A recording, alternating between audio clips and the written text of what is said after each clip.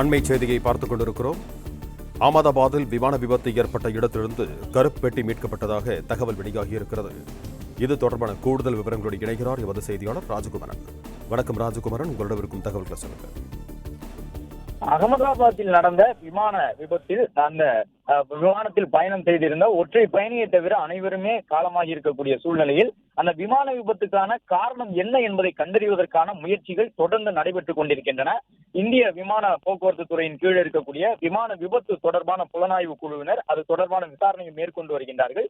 இந்த நிலையில்தான் பெரிதும் எதிர்பார்க்கப்பட்ட அந்த கருப்பு பெட்டி என்று சொல்லப்படும் விமானத்தில் இருக்கக்கூடிய விமானத்தை அந்த நேரத்தில் விபத்து ஏற்பட்ட நேரத்திலே எவ்வளவு உயரத்தில் பறந்தது, எந்த திசையில் சென்றது, விமானி கட்டுப்பாட்டு அறையோடு தொடர்பு கொள்ள முயற்சித்தாரா, விமானி பேசிய உரையாடல் பதிவுகள் என்ன என்பது உட்பட அனைத்து விவரங்களையும் சேகரித்து வைத்திருக்கக்கூடிய கருப்பு பெட்டி என்று சொல்லப்படக்கூடிய அந்த விமானத்தினுடைய அந்த குறிப்பிட்ட ஒரு பொருள் மீட்கப்பட்டிருப்பதாக தகவல் கிடைத்திருக்கின்றது. தொடர்ந்து இந்திய விமான போக்குவரத்து துறை அதிகாரிகள் அது தொடர்பான ஆய்வினை மேற்கொண்டு வந்த நிலையில் அகமதாபாத் விமானத்தில் இருந்த கருப்பு பெட்டி பெறப்பட்டிருக்கின்றது. இதன் மூலமாக இனிமேல் அதிகாரப்பூர்வமாக நமக்கு அந்த தகவல் கிடைக்கும். இதுவரை அந்த ஏர் இந்தியா விமானத்தினுடைய விபத்துக்கு காரணம் பறவைகள் கூட்டமாக வந்து மோதிவிட்டது. 2 என்ஜின்களுக்குள்ளும் ஒரே நேரத்தில் பறவைகள் மோதியதன் காரணமாக இந்த கொடூர சம்பவம் நடைபெற்று விட்டது என்ற தகவல் மட்டும்தான் கிடைத்திருக்கின்றது.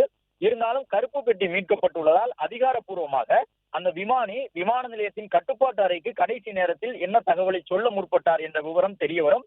ஏனென்றால் நேற்றே பார்த்திருந்தோம், அந்த விமானி தொடர்ந்து என்னால் விமானத்தை இயக்க முடியவில்லை, ஆபத்தில் இருக்கின்றேன், விமானம் ஒட்டுமொத்தமாக வெடித்து சிதறுவதற்கான ஒரு வாய்ப்பு இருக்கின்றது என்பதை ஒரு குறியீட்டு சொல் போல விமான நிலையத்தினுடைய கட்டுப்பாட்டு அறைக்கு உணர்த்துவதற்காக மேடே கால் என்று சொல்லப்படக்கூடிய அந்த இறுதிக்கட்ட முயற்சியை சமிக்கையை அனுப்பியிருந்தார்.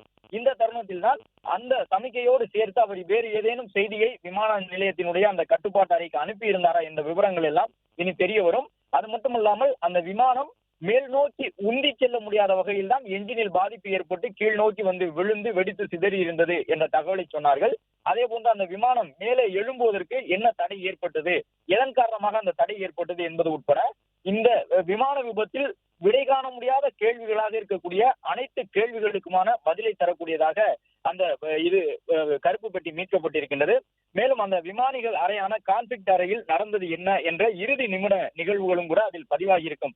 விமானிகள் பைலட்டுகள் அந்த அறையில் முதன்மை விமானியும் துணை விமானியும் அமர்ந்திருப்பார்கள். அந்த கான்பிக்ட் அறையிலே அவர்கள் என்னவெல்லாம் செய்தார்கள், இறுதி கட்டத்திலே அந்த விமானத்தை பத்திரமாக தரையிறக்குவதற்கான முயற்சி என்னவெல்லாம் செய்தார்கள், விமானத்தில் விமானிகளுடைய கட்டுப்பாட்டை மீறி நடந்த செயல்கள் என்ன என்பதை கண்டறிவதற்கான 241 உயிர்களை பரிதாபமான முறையிலே அவர்கள் என்ன நடந்தது என்று தெரிவதற்கு முன்பாகவே வெடித்து சிதறி இறப்பதற்கு காரணமாக இருந்த அந்த கோளாறு தொழில்நுட்ப கோளாறா அல்லது வேறு ஏதேனும் காரணமா, விமானத்தில் ஏதேனும் பழுதுகள் இருந்தனவா என்பது உட்பட அனைத்து விவரங்களையும் தெரிந்து கொள்ளக்கூடிய வகையிலாக இந்த கருப்பு பெட்டி மீட்கப்பட்டுள்ளது.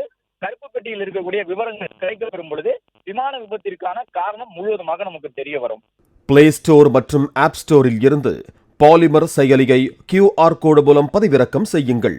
செய்திகளை உடனுக்குடன் பெறுங்கள்.